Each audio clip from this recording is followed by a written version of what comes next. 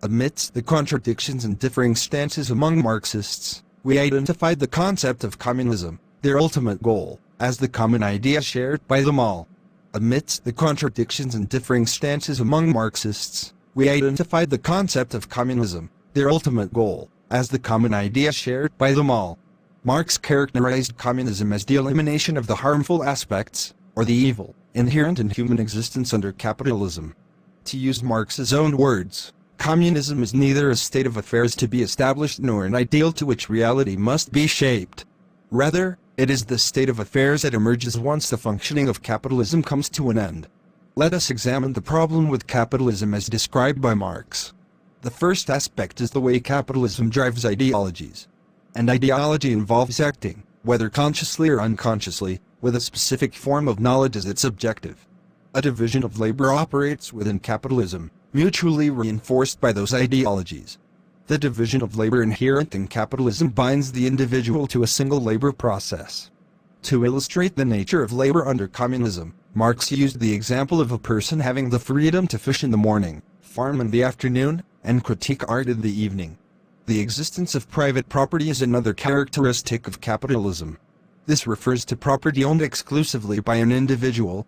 Furthermore, Marx defined property as that which is capable of generating a surplus, or, in other words, property involved in the process of capital accumulation. A characteristic of capitalism is the division of society into classes or other forms of stratification.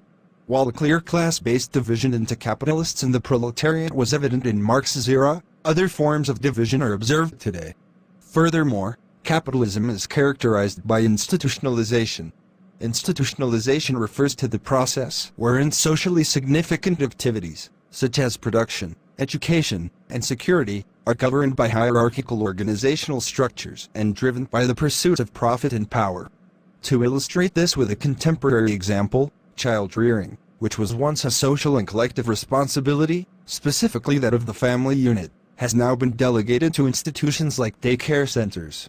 Ultimately, this has become a profit-oriented business. Furthermore, within capitalism, we are subject to a form of imposed authority. Instead of an independent existence, we are directed by a certain power, one that many have come to accept as natural.